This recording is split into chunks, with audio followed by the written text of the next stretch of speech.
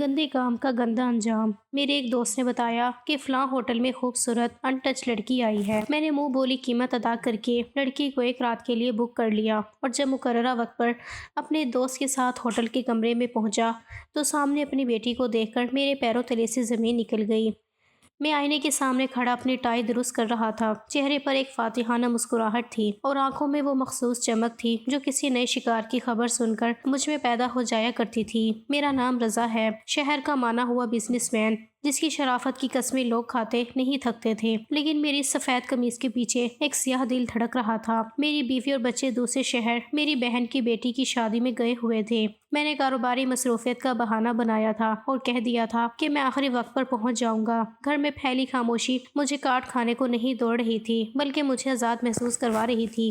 میں ایک بار پھر اپنی منمانی کر سکتا تھا۔ آج سے پہلے بھی میں نے کئی بار جوان اور کنواری لڑکیوں کے مزے لوٹے تھے۔ میرے لیے عورت گوشت کے ایک لوتھڑے سے زیادہ کچھ نہ تھی، جس کی قیمت مارکیٹ میں اس کی عمر اور تازگی کے حساب سے طے ہوتی تھی۔ ابھی میں نکلنے کی تیاری کر ہی رہا تھا کہ میرے موبائل کی اسکرین روشن ہوئی۔ فیضان کا فون تھا۔ وہ میرا دوست کم اور میری ان کالی کرتوتوں کا ایجنٹ زیادہ تھا۔ اس نے مجھ سے پوچھا کہ رضا تو کہاں ہے؟ تجھے پتا ہے آج ہوٹل میں ایک بالکل کنواری ان ٹچ لڑکی آئی ہے۔ اگر تیرا ارادہ ہے تو سودا کر لیتی ہیں۔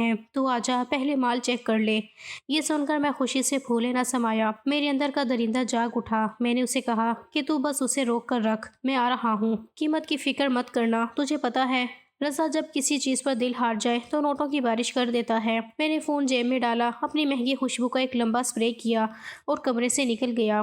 سیڑھیوں سے اترتے ہوئے مجھے ایک لمحے کے لیے بھی یہ خیال نہیں آیا کہ میں کیا کرنے جا رہا ہوں۔ میں نے تو بس یہ سوچا کہ چلو گھر والے بھی نہیں ہیں، اس سے بہتر موقع اور کیا ہوگا۔ گاڑی کی رفتار میری دھڑکنوں کے ساتھ بڑھ رہی تھی۔ سڑک پر روشنیاں پیچھے چھوڑتی جا رہی تھیں اور میرا ذہن اس لڑکی کے تصور میں گم تھا۔ میں نے دل میں سوچا کہ آج کی رات بھی کیا رات ہوگی۔ فیضان نے اگر ان ٹچ کہا ہے تو یقیناً کوئی خاص بات ہوگی۔ میرا ماضی ایسے کئی واقعات سے بھرا ہوا تھا۔ میں نے کبھی کسی لڑکی کی آنکھوں میں چھپے آنسو نہیں دیکھے تھے۔ مجھے تو بس ان کے جسم کی تڑپ اور اپنی ہوس کی تسکین سے غرض تھی۔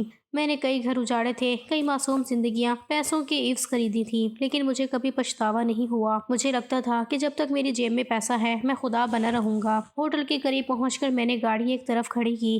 یہ شہر کے باہر ایک ایسا مقام تھا جہاں قانون کی نہیں بلکہ ہوس اور نوٹوں کی حکمرانی تھی۔ فیضان گیٹ پر ہی میرا انتظار کر رہا تھا۔ اس نے مجھے دیکھ کر طنزیہ مسکراہٹ دی اور کہا کہ بڑی جلدی پہنچ گئے۔ رضا میاں لگتا ہے تڑپ زیادہ ہے۔ میں نے اسے کہا کہ وقت ضائع مت کر، بتا کہ وہ کہاں ہے۔ اس نے مجھے اپنے ساتھ آفس چلنے کو کہا تاکہ رقم کا معاملہ طے ہو سکے۔ میں نے بٹوے سے نوٹوں کی گڈیاں نکال کر میز پر رکھ دی۔ یہ رقم اتنی تھی کہ غریب خاندان کی پوری زندگی سنور سکتی تھی، لیکن میں نے اسے ایک رات کے سکون کے لیے لٹا دیا۔ اس نے مجھے کمرہ نمبر 402 کی چابی تھمائی اور کہا کہ وہ اندر تیرا انتظار کر رہی ہے۔ وہ بہت ڈری ہوئی ہے، لیکن تجھے تو ڈری ہوئی لڑکیاں ہی پسند ہیں۔ میں نے چابی چھینی اور تیزی سے لفٹ کی طرف بڑھا۔ میرا پورا جسم جوش سے کانپ رہا تھا۔ میں نہیں جانتا تھا کہ یہ جوش تھوڑی دیر میں کیسی عزت میں بدلنے والا ہے جس کی کوئی انتہا نہیں ہوگی۔ لفٹ چوتھی منزل پر رکی۔ راہداری میں موت جیسی خاموشی تھی۔ میں کمرہ نمبر 402 کے سامنے پہنچا اور ایک گہرا سانس لیا۔ میں نے اپنے کپڑے درست کیے اور دھیرے سے چابی تالے میں گھمائی۔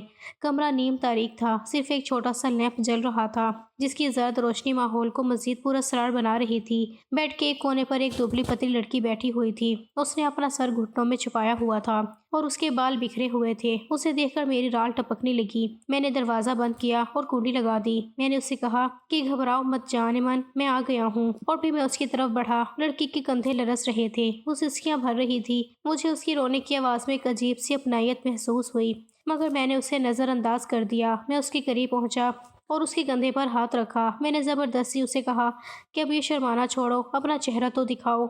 میں نے تمہاری بہت بھاری قیمت ادا کی ہے۔ جیسے ہی میں نے اس کا سر اوپر اٹھایا اور اس کا چہرہ روشنی میں آیا تو میرے پیروں تلے سے زمین نکل گئی۔ میرے جسم کا سارا خون جیسے سفید پڑ گیا ہو۔ میرے حلق سے آواز نکلنا بند ہو گئی، کیونکہ سامنے میں ایک بہت ہی متوسط طبقے کے گھرانے میں پیدا ہوا تھا جہاں ہر روپے کی قدر سکھائی جاتی تھی۔ میرے والدین نہایت نیک سیرت اور سادہ لوح انسان تھے جو حلال رزق کو ہی کل کائنات سمجھتے تھے، مگر میرے اندر بچپن سے ہی ایک بے چینی تھی۔ میں اپنے پرانے کپڑوں اور سادہ گھر کو دیکھ کر ہمیشہ کڑتا رہتا تھا۔ جب میں نے کالج کی دنیا میں قدم رکھا تو میری ملاقات فیضان اور اس جیسے چند بگڑے ہوئے رئیس زادوں سے ہوئی جنہوں نے مجھے عیش و عشرت کا چسکا لگا دیا۔ میں نے دیکھا کہ دنیا میں عزت صرف پیسے کی ہے، چاہے وہ کسی بھی راستے سے آئے۔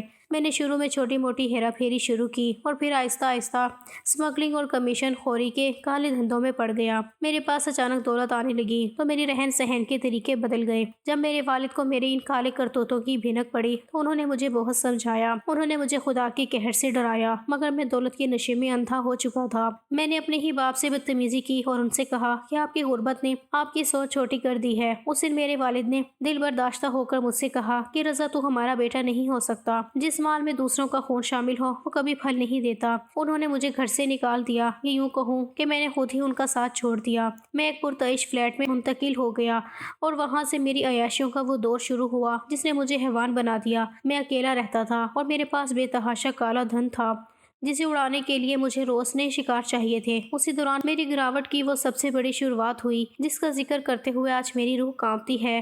ہمارے فلیٹ کی صفائی کے لیے غریب بیوہ کی جوان بیٹی زہرا آتی تھی۔ وہ اتنی معصوم تھی کہ اسے شہر کی چالاکیوں کا علم ہی نہ تھا۔ میں نے اسے دیکھ کر اپنی ہوس کا منصوبہ بنایا۔ میں نے اسے پہلے پیسوں کا لالچ دیا، پھر اسے دھمکایا کہ اگر اس نے میری بات نہ مانی تو میں اس کے بھائی کو جھوٹے مقدمے میں پھنسا دوں گا۔ وہ لڑکی میرے سامنے ہاتھ جوڑ کر گڑ گڑاتی رہی کہ صاحب آپ کے بچوں جیسی ہوں، مجھے بخش دے، مگر میرے دل میں رحم کا ایک قطرہ بھی نہیں تھا۔ میں نے ایک رات اس کی عزت کو تار تار کر دیا اور اس سے کچھ نوٹ تھما کر خاموش رہنے کا کہا۔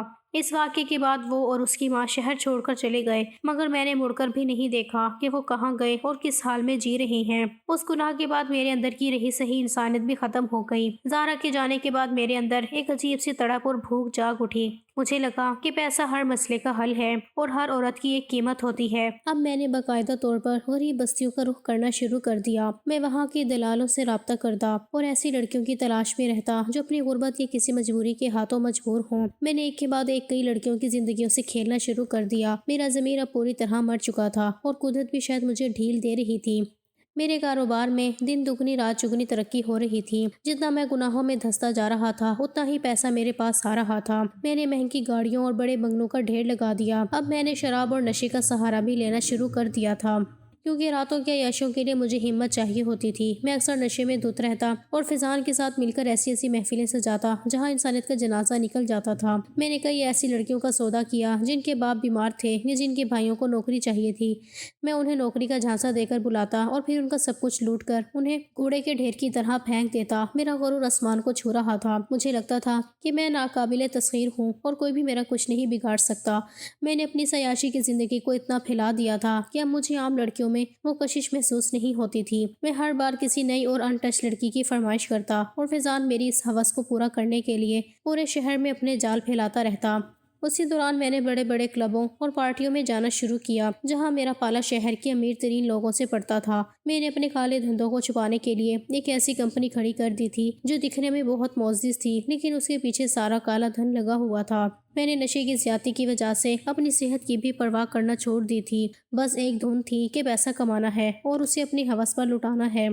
قدرت مجھے مسلسل موقع دے رہی تھی اور میرا پیسہ بڑھتا ہی جا رہا تھا۔ مجھے کبھی یہ احساس نہیں ہوا کہ یہ پیسہ نہیں بلکہ میرے گناہوں کا بوجھ ہے جو وقت آنے پر مجھے ہی کچل دے گا۔ اسی طرح کئی سال بیت گئے اور میں اس زندگی کے دلدل میں اتنا گہرا اتر گیا کہ مجھے اپنی اصل پہچان بھی بھول گئی۔ اب میں صرف ایک شکاری تھا جس کی نظر ہر معصوم چہرے پر ہوتی تھی اور میں ہر قیمت ادا کرنے کو تیار رہتا تھا۔ اسی عروج کے دوران ایک ایسی تقریب آئی جس نے میری زندگی کی سمت بدل دی اور مجھے وہ لڑکی ملی جس سے مجھے پہلی بار محبت کا احساس ہوا۔ یہ ایک بہت بڑی بزنس پارٹی تھی جہاں شہر کے تمام نامور لوگ جمع تھے۔ میں اپنی چمچماتی گاڑی سے اترا اور اپنی مہنگی گھڑی اور لباس کی نمائش کرتے ہوئے ہال میں داخل ہوا۔ وہاں موسیقی اور روشنیوں کا شور تھا مگر میری نظریں کسی خاص چیز کو ڈھونڈ رہی تھیں۔ اچانک میری نظر سائمہ پر پڑی۔ وہ ایک سفید رنگ کے لباس میں ملبوس تھی اور اس کی سادگی نے اس پرہجوم محفل میں بھی ایک الگ ہی سما باندھ رکھا تھا۔ وہ کسی بہت بڑے بزنس ٹائکون کی بیٹی تھی۔ میں نے فضان سے اس کے بارے میں پوچھا تو اس نے ہنس کر کہا کہ رضا یہ تیرے بس کی بات نہیں ہے، یہ بہت اونچی اڑان ہے، مگر میرے لیے تو کچھ بھی ناممکن نہیں تھا۔ میں نے سائمہ تک پہنچنے کے لیے اپنی پوری دولت اور چلاکی کا استعمال کیا۔ میں نے اپنے آپ کو ایک ایسے نفیس اور مہذب انسان کے طور پر پیش کیا جس کا ان تمام غلاظتوں سے کوئی لینا دینا نہیں تھا۔ میں نے سائمہ سے بات چیت شروع کی اور اسے اپنے فرضی قصوں سے متاثر کرنا شروع کیا۔ میں اسے بتاتا کہ میں نے کس طرح یتیم خانوں کی مدد کی ہے اور کس طرح میں ایک ایماندار کاروباری زندگی گزار رہا ہوں۔ سائمہ جو خود ایک پاکیزہ دل لڑکی تھی میری باتوں میں آ گئی۔ اسے لگا کہ شاید اسے خوابوں کا شہزادہ مل گیا ہے۔ میں نے مہینوں تک اس کا پیچھا کیا، اسے مہنگے تحائف دیے اور اسے اس بات کا یقین دلا دیا کہ میری زندگی کا واحد مقصد اب اسے حاصل کرنا ہے۔ سائمہ کے والد بھی میری طرح میری دولت اور ظاہری شرافت سے متاثر ہو گئے اور یوں ہماری محبت کا یہ سلسلہ شادی کے بندھن کی طرف بڑھنے لگا۔ میں نے شادی سے پہلے اپنے تمام پرانے رابطے ختم کرنے کا ناٹک کیا اور فیضان کو بھی کچھ عرصے کے لیے دور رہنے کو کہا تاکہ سائمہ کو مجھ پر شک نہ ہو۔ ہماری شادی ایک شاہانہ تقریب میں ہوئی اور میں نے سائمہ کو ایک رانی کی طرح اپنے نئے بنگلے میں رکھا۔ سائمہ کے ساتھ گزارے ہوئے ابتدائی دن مجھے ایک نئی زندگی کا احساس دلا رہے تھے۔ مجھے لگا کہ شاید اب میں سکون پا لوں گا، مگر گناہ کا چسکا اور کالے دھن کا نشہ اتنی جلدی پیچھا نہیں چھوڑتا۔ میں نے سائمہ کے سامنے تو ایک بہترین شوہر کا روپ دھار رکھا تھا، لیکن جیسے ہی وہ سو جاتی یا کہیں باہر جاتی میں واپس اپنے پرانے ٹھکانوں پر پہنچ جاتا۔ اب میری عیاشیوں میں ایک نیا عنصر شامل ہو گیا تھا، یعنی دھوکہ۔ میں اپنی بیوی کی محبت کو بھی دھوکہ دے رہا تھا اور اپنے کاروبار کے نام پر اب بھی معصوم لڑکیوں کی زندگیاں برباد کر رہا تھا۔ اسی دوران ہماری زندگی میں انم کی آمد ہوئی۔ انم کے پیدا ہونے پر میں پہلی بار سچ مچ رویا تھا۔ مجھے لگا کہ شاید یہ میری زندگی کا کفارہ ہے۔ میں نے عہد کیا کہ میں اب اپنی بیٹی کے لیے ایک مثالی باپ بنوں گا، مگر میرا دل سیاہ ہو چکا تھا۔ میں گناہوں کے دلدل میں اس قدر دھنس چکا تھا کہ اب اس دلدل سے نکلنا مجھے ناممکن لگتا تھا۔ اسی لیے میں انم کو سینے سے لگا کر وہی پرانے گناہ کرتا رہا اور قدرت خاموشی سے میرے گناہوں کا گھڑا بھرتی رہی۔ پیسہ پہلے سے بھی زیادہ آنے لگا اور میری عیاشوں کی بھوک بھی بڑھتی گئی۔ انم کے بعد میرے گھر بیٹے بلال کی پیدائش ہوئی تو جیسے سائمہ کی دنیا ہی بدل گئی۔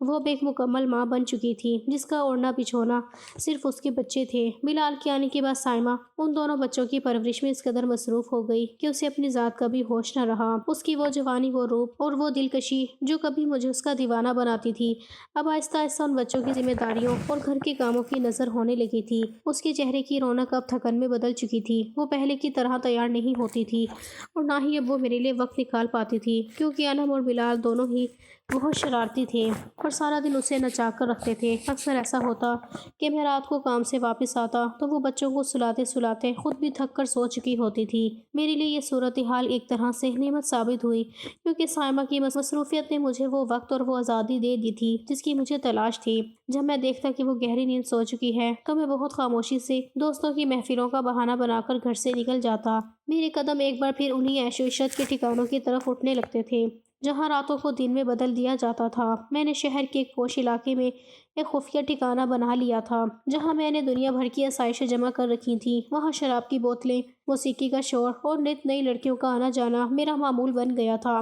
فیضان اب میرا دایاں ہاتھ بن چکا تھا۔ وہ جانتا تھا کہ مجھے اب سائمہ میں کوئی کشش محسوس نہیں ہوتی، اس لیے وہ ہر رات میرے لیے کسی نئے چہرے کا انتظام کرتا۔ میں نے اپنی دولت کا استعمال اس بے دردی سے کرنا شروع کیا کہ اب لوگ مجھے اس بازار کا بے تاج بادشاہ سمجھنے لگے تھے۔ میری زندگی اب مکمل طور پر دو حصوں میں بٹ چکی تھی۔ دن کے وقت میں کامیاب بزنس مین اور ایک ذمہ دار باپ بن کر انم اور بلال کے ساتھ کھیلتا، ان کے لیے مہنگے کھلونے لاتا اور سائمہ کو جتاتا کہ میں کتنا تھک جاتا ہوں، لیکن رات ہوتے ہی میرا دوسرا روپ سامنے آ جاتا۔ میں نے اپنی عیاشی کے دوران کئی غریب خاندانوں کی عزتوں سے کھیلا۔ میں نے کئی ایسی لڑکیوں کو نوکریوں کا جھانسا دے کر اپنے اس خفیہ ٹھکانے پر بلایا جن کے والدین ہسپتالوں میں دم توڑ رہے تھے۔ میں ان کی بے بسی کا تماشا دیکھتا اور پھر ان کی مجبوری کا فائدہ اٹھا کر انہیں ذلیل و خوار کر دیتا۔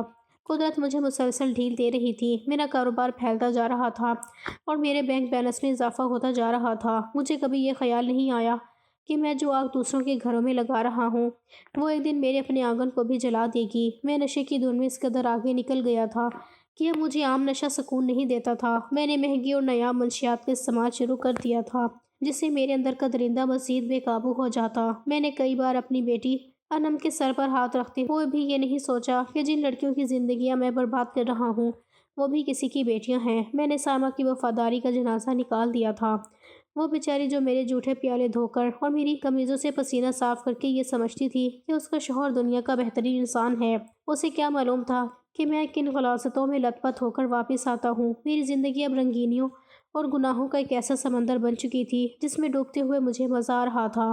میں نے اپنی طاقت اور پیسے کے بل بوتے پر قانون کو بھی اپنی جیب میں رکھا ہوا تھا۔ اگر کوئی لڑکی شور مچانے کی کوشش کرتی تو میں اسے پیسوں سے خاموش کرا دیتا یا فیضان کے گنڈوں کے ذریعے اسے ڈرا دھمکا کر شہر چھوڑنے پر مجبور کر دیتا۔ اسی طرح وقت گزرتا رہا اور میری بیٹی انم جوان ہو کر کالج جانے لگی۔ وہ بالکل اپنی ماں جیسی حسین تھی۔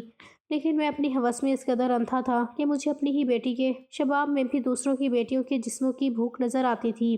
میں نے اپنی اس دوہری زندگی کو اس قدر مہارت سے چھپایا ہوا تھا کہ کبھی سائمہ کو شک نہ ہوا۔ وہ اب بھی مجھ پر اندھا اعتبار کرتی تھی، اور یہی اعتبار میرے لیے سب سے بڑا ہتھیار تھا جس کی آڑ میں اپنے کالے دھندے اور عیاشیاں جاری رکھے ہوئے تھا۔ ایک طرف میرا بیٹا بلال اسکول میں میڈل جیت رہا تھا، اور دوسری طرف میں کسی معصوم لڑکی کا سودا کر رہا ہوتا تھا۔ یہ تصاد میری زندگی کا حصہ بن چکا تھا، اور میں اس پر فخر کرتا تھا کہ دیکھو میں کتنا ہوشیار ہوں کہ کوئی مجھے پکڑ نہیں سکا۔ لیکن میں یہ بھول گیا تھا کہ اللہ کی لاٹھی بے آواز ہے، اور جب وہ برستی ہے تو پھر بچاؤ کا کوئی راستہ نہیں رہتا۔ میری عیاشوں کی یہ کہانی اب اپنے اس ہولناک موڑ کی طرف بڑھ رہی تھی، جہاں قدرت نے میرے لیے ایک ایسی سزا لکھی تھی جس کا میں نے کبھی خواب میں بھی نہیں سوچا تھا۔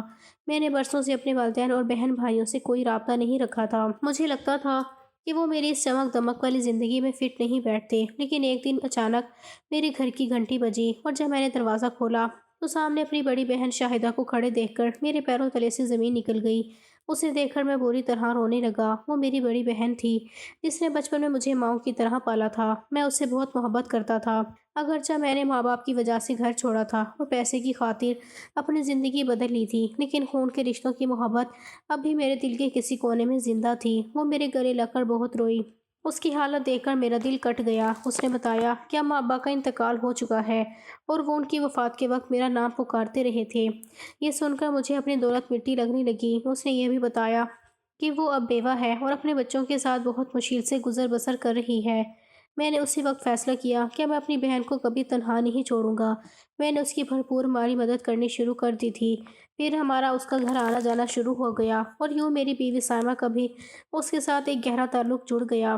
اکثر شاہدہ کی جوان بیٹی مریم ہمارے گھر آ جاتی اور آرام کے ساتھ خوب انجوائے کرتی۔ میں بھی اپنی بھانجی کو دیکھ کر بہت خوش ہوتا۔ مریم بالکل ویسی ہی معصوم تھی جیسی کبھی شاہدہ ہوا کرتی تھی، مگر میرے اندر کا درندہ اپنی بھانجی کو دیکھ کر سو جاتا تھا، کیونکہ وہ میرا اپنا خون تھا۔ مریم جوان تھی اور اس کی شادی کے لیے شاہدہ بہت پریشان تھی۔ میں نے اپنی پہچان اور کاروباری حلقے کا فائدہ اٹھایا اور اپنے ایک جانے والے شریف گھرانے میں مریم کا رشتہ کروا دیا۔ مریم کی شادی کی تاریخ طے ہو گئی تھی اور پورا گھر خوشیوں سے بھر گیا تھا۔ شاہدہ دوسرے شہر میں رہتی تھی، اسی لیے شادی بھی وہیں سے ہو رہی تھی۔ سائمہ اور انم شادی کی تیاریوں میں اس قدر مگن تھی کہ گھر میں ہر وقت کپڑوں اور زیورات کی باتیں ہوتی۔ مجھے خوشی تھی کہ میں اپنی بہن کے لیے کچھ کر رہا ہوں، مگر میں یہ نہیں جانتا تھا کہ گناہوں کا حساب اسی وقت شروع ہوتا ہے جب انسان سمجھتا ہے کہ اب سب کچھ ٹھیک ہو گیا ہے۔ شادی کے دن قریب آنے لگے تو انم ضد کرنے لگی کہ پاپا ہم پہلے ہی پھپھو کے گھر چلیں گے، وہاں سب کزنز موجود ہوں گے تو بہت مزہ آئے گا۔ میری بیٹی کو اپنے پھپھو سے بڑی محبت تھی، اور اتفاق سے ان کے اسکول اور کالجز کی چھٹیاں بھی تھیں، اس لیے اس کا شوق دیدنی تھا۔ سائمہ نے ایک شام مجھ سے پوچھا کہ کیا وہ بچوں کو لے کر پہلے چلی جائے، کیونکہ وہاں کام بہت ہوں گے اور شاہدہ آپا اکیلی ہیں۔ یہ سن کر میں فوراً راضی ہو گیا، کیونکہ میرے ذہن میں تو پہلے ہی شیطانی منصوبے چل رہے تھے۔ اس کے پیچھے مجھے بھی عیاشی کا کھلا موقع ملتا اور گھر میں روک ٹوک کرنے والا کوئی نہ ہوتا، اس لیے میں نے بڑے پیار سے سائمہ سے کہا کہ ٹھیک ہے تم چلی جاؤ، میں یہاں کے ضروری کام نپٹا کر شادی سے ایک دن پہلے پہنچ جاؤں گا۔ سائمہ خوش ہو گئی اور اس نے سارا سامان سمیٹ کر بچوں کے ساتھ ڈرائیور کے ذریعے دوسرے شہر کے لیے رخت سفر باندھ لیا۔ میں نے انم اور بلال کو الوداع کیا، اور جیسے ہی گاڑی گیٹ سے باہر نکلی میرے چہرے پر ایک مکروہ مسکراہٹ پھیل گئی۔ میں نے سکون کا سانس لیا اور اپنے موبائل سے فیضان کا نمبر ملایا۔ میں نے اسے کہا کہ فیضان اب میدان صاف ہے، کوئی ایسا انتظام کر کہ یہ راتیں یادگار بن جائیں۔ فیضان نے کہا لگایا کہا کہ رضا تو فکر مت کر، تیرے لیے ایک ایسی چیز ڈھونڈ کر لاؤں گا کہ تو سب بھول جائے گا۔ پیچھے سے میں نے گھر میں اپنی من مانی شروع کر دی۔ میں نے الماری سے اپنی وہ مہنگی شراب نکالی جو میں نے خاص موقعوں کے لیے رکھی ہوئی تھی۔ میں نے گھر کے بڑے ہال میں اونچی آواز میں موسیقی لگا دی اور اپنے مخصوص دوستوں کو بلا لیا۔ ہم نے اس رات خوب ڈرنک کی۔ اگلے 2 دن میں نے اسی مدہوشی میں گزارے، یہاں تک کہ فیضان کا دوبارہ فون آیا۔ اس نے بتایا کہ ہوٹل میں ایک بالکل کنواری اور ان ٹچ لڑکی آئی ہے جس کی خوبصورتی کی کوئی مثال نہیں ہے۔ میں نے ایک لمحہ بھی ضائع نہیں کیا اور منہ بولی قیمت ادا کر کے اسے ایک رات کے لیے بک کر لیا۔ میں آئینے کے سامنے کھڑا اپنی ٹائی درست کر رہا تھا، چہرے پر وہی فاتحانہ مسکراہٹ تھی اور آنکھوں میں وہی پرانی ہوس کی چمک تھی۔ میں نے اپنی مہنگی خوشبو کا اسپرے کیا اور اس گندے انجام کی طرف نکل پڑا جس کا میں نے کبھی خواب میں بھی نہیں سوچا تھا۔ میں ہوٹل پہنچا تو فیضان میرا انتظار کر رہا تھا۔ اس نے مجھے چابی تھمائی اور کہا کہ رضا آج تیری قسمت کھل گئی ہے۔ میں نے چابی لی اور کمرہ نمبر 402 کی طرف بڑھا۔ میرا پورا جسم جوش سے کانپ رہا تھا۔ میں نے دروازہ کھولا اور اندر داخل ہوا۔ کمرے میں ہلکی روشنی تھی اور بیڈ پر وہ لڑکی سر جھکائے بیٹھی تھی۔ میں نے دروازہ بند کر کے کنڈی لگائی اور اسے مخاطب کیا کہ گھبراؤ مت جانے من، میں آ گیا ہوں۔ جیسے ہی میں نے اس کے قریب جا کر زبردستی اس کا چہرہ اوپر اٹھایا تو میرے پیروں تلے سے زمین نکل گئی۔ سامنے میری اپنی بھانجی مریم بیٹھی تھی۔ اس کے بال بکھرے ہوئے تھے اور آنکھوں میں وہ کرب تھا جو میں نے برسوں پہلے زہرا کی آنکھوں میں دیکھا تھا۔ اس نے جیسے ہی مجھے دیکھا اس کے لبوں سے صرف ایک لفظ نکلا، مامو جان، اور وہ ایک لفظ میرے وجود کے پرخچے اڑا گیا۔ مریم کو دیکھ کر میرے ہوش اڑ چکے تھے۔ وہ دیکھتے ہی بیڈ سے بھاگ کر آئی اور روتے ہوئے میرے سینے سے لگ گئی۔ مجھے ایسا لگا جیسے میرا پورا وجود پگھل کر ختم ہو گیا ہو۔ میرے ہاتھ پتھر کے ہو گئے تھے۔ مجھے سمجھ نہیں آ رہا تھا کہ میں کس طرح اس کے سر پر ہاتھ رکھوں، اسے تسلی دوں تو کیسے دوں، اور اسے کیسے بتاؤں کہ میں بھی وہی درندہ ہوں جس نے آج کی رات کے لیے اس کا سودا کیا تھا۔ وہ مسلسل رو رہی تھی اور اس کی ہچکیاں اس کمرے کی خاموشی کو چیر رہی تھی۔ وہ میرے سینے میں اپنا سر چھپائے ہوئے ہانپتے ہوئے کہنے لگی کہ مامو مجھے یہاں سے نکالیں، مجھے بچا لیں، میں بہت بڑی گناہ گار ہوں۔ میں ایک لڑکے سے محبت کرتی تھی اور اس نے مجھے شادی کا جھانسا دے کر گھر سے بھاگنے کو کہا تھا۔ میں اپنی ماں کی عزت اور آپ کا بھرم سب بھول کر اس کے ساتھ شادی سے پہلے ہی گھر سے بھاگ نکلی تھی۔ مجھے لگا تھا کہ وہ میرا سہارا بنے گا، لیکن وہ یہاں مجھے لا کر فروخت کر بیٹھا۔ وہ مجھے اس کمرے میں چھوڑ گیا اور کہنے لگا کہ اب سے یہی تمہاری زندگی ہے، مامو مجھے معاف کر دیں۔ میں نے اپنی ماں کا سر جھکا دیا، لیکن خدا نے آپ کو بھیج دیا تاکہ آپ مجھے بچا سکیں۔ مریم کی یہ باتیں میرے کانوں میں پگھلے ہوئے سیسے کی طرح اتر رہی تھیں۔ میرا ضمیر جو برسوں سے سویا ہوا تھا آج وہ مجھے جھنجھوڑ رہا تھا۔ مجھے اپنے وہ سارے گناہ یاد آنے لگے جب میں نے دوسری لڑکیوں کو اسی طرح بیچا تھا یا ان کا سودا کیا تھا۔ آج قدرت نے مجھے وہ آئینہ دکھا دیا تھا جس میں مجھے اپنی شکل ایک شیطان جیسی نظر آ رہی تھی۔ مریم کو کیا معلوم تھا کہ جس ماموں کو وہ اپنا مسیحا سمجھ رہی تھی وہ دراصل اس کا خریدار بن کر آیا تھا۔ میں ساکت کھڑا رہا اور میرے پاس کہنے کو کوئی لفظ نہیں تھا۔ مجھے اپنی بھانجی کی تڑپ دیکھ کر پہلی بار اس تکلیف کا احساس ہوا جو میں نے سینکڑوں لڑکیوں کو دی تھی۔ میرے اندر ایک ایسی آگ جل رہی تھی جو مجھے اندر ہی اندر بھسم کر رہی تھی۔ میں نے لرزتے ہوئے ہاتھوں سے اسے اپنے سے الگ کیا اور اس کے چہرے کو دیکھا۔ اس کی آنکھوں میں ندامت اور مجھ پر بھروسہ دونوں موجود تھے، اور یہی بھروسہ میرے لیے سب سے بڑی سزا بن گیا تھا۔ میں نے سوچا کہ اگر آج میں یہاں نہ ہوتا بلکہ کوئی اور ہوتا تو میری بہن کی بیٹی کا کیا انجام ہوتا۔ میں نے مریم کا ہاتھ مضبوطی سے پکڑا اور اسے کہا کہ مریم خاموش ہو جاؤ، اب میں آ گیا ہوں، اب کوئی تمہارا کچھ نہیں بگاڑ سکتا۔ میں نے اس کے سر پر اس کی گری ہوئی چادر اڑائی اور اسے اپنے ساتھ لے کر کمرے سے باہر نکل آیا۔ راہداری میں فیضان کھڑا تھا، اس کے چہرے پر وہی کمینی مسکراہٹ تھی اور وہ میری طرف بڑھ رہا تھا۔ جیسے ہی اس نے مریم کو میرے ساتھ دیکھا تو اس نے کچھ کہنا چاہا، مگر میں نے غصے اور حقارت سے بھرے ایک اشارے سے اسے وہیں روک دیا۔ میری آنکھوں میں اس وقت ایسی وحشت تھی کہ فیضان کی زبان گنگ ہو گئی۔ ہوٹل کا عملہ اور وہاں موجود دیگر لوگ ہمیں حیرت سے دیکھ رہے تھے، مگر کسی میں اتنی ہمت نہیں تھی کہ رضا کو روک سکے، کیونکہ وہ سب مجھے اور میری طاقت کو اچھی طرح جانتے تھے۔ میں مریم کو تقریباً گھسیٹتے ہوئے پارکنگ تک لایا تھا اور اسے گاڑی کی پچھلی نشست پر بٹھا دیا۔ وہ ابھی سسکیاں لے رہی تھی۔ میں نے گاڑی سٹارٹ کی اور ہوٹل سے دور نکل آیا۔ کچھ دور جا کر میں نے گاڑی ایک سنسان جگہ پر روکی اور فیضان کو فون کیا۔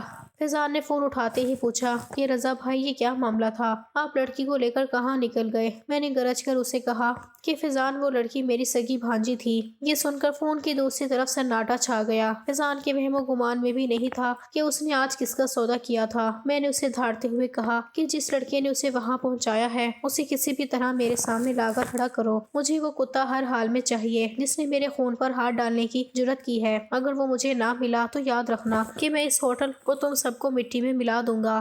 میں نے فون بند کر دیا اور اسٹیئرنگ پر سر رکھ کر پھوٹ پھوٹ کر رونے لگا۔ مریم پیچھے بیٹھی میری حالت دیکھ کر ڈر گئی تھی۔ اسے کیا معلوم تھا کہ میرا رونا اس کے دکھ میں نہیں بلکہ اپنے گناہوں کی عبرت پر ہے جو قدرت نے آج مجھے دکھائی تھی۔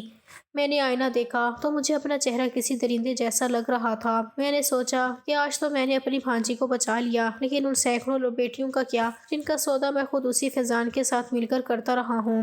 آج مجھے سمجھ آیا کہ گندے کام کا انجام گندا ہوتا ہے۔ میں نے مریم کو دیکھا اور فیصلہ کیا کہ اب میں اپنی باقی کی زندگی اس گناہ کے کفارے میں گزاروں گا، مگر وہ داغ جو میرے دامن پر لگ چکا تھا اسے کوئی سمندر بھی نہیں دھو سکتا تھا۔ میں نے مریم کو بہت سنبھال کر اس کے گھر پہنچایا خوش قسمتی سے اس کے بھاگنے کی خبر ابھی پھیلی نہیں تھی، اس لیے معاشرے کی نظروں میں اس کی عزت بچ گئی تھی۔ شاہدہ آپا کو میں نے بس اتنا بتایا کہ وہ ایک غلط فہمی کا شکار ہو کر پریشان تھی اور میں اسے اپنے ساتھ لے گیا تھا۔ مریم کے چہرے پر موجود ندامت اور میری آنکھوں میں موجود کرب کو کسی نے نہیں پہچانا۔ اگلے ہی دن فیضان نے اس لڑکے کو ڈھونڈ نکالا جس نے مریم کو دھوکہ دیا تھا۔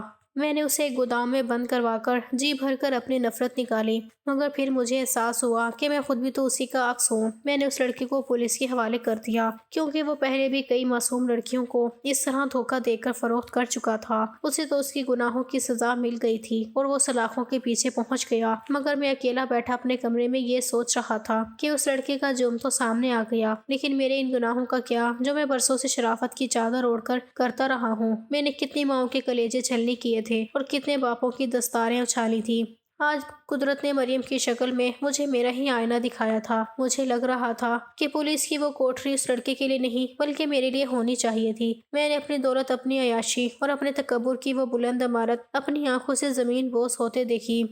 میرے پاس اب سب کچھ تھا مگر سکون کا ایک لمحہ بھی نہیں تھا۔ مریم کی شادی خیر و عافیت سے ہو گئی، لیکن میں اس شادی میں ایک زندہ لاش بن کر شریک ہوا۔ جب بھی کوئی مجھے مریم کی شادی کروانے پر دعائیں دیتا تو وہ دعائیں میرے سینے میں خنجر بن کر لگتی۔ میں نے اپنے کالے دھندوں سے توبہ کر لی اور فیضان جیسے لوگوں سے ہمیشہ کے لیے ناطہ توڑ لیا، مگر وہ رات اور مریم کی وہ چیخیں آج بھی میری سماعتوں میں گونجتی ہیں۔ میں نے توبہ تو کر لی تھی، لیکن مجھے ڈر تھا کہ کہیں مکافات عمل ابھی ختم نہ ہوا ہو، کیونکہ میں جان چکا تھا کہ گندے کام کا انجام کبھی اچھا نہیں ہوتا اور انسان جو بوتا ہے وہی اسے کاٹنا پڑتا ہے، چاہے وہ کتنا ہی طاقتور کیوں نہ ہو جائے۔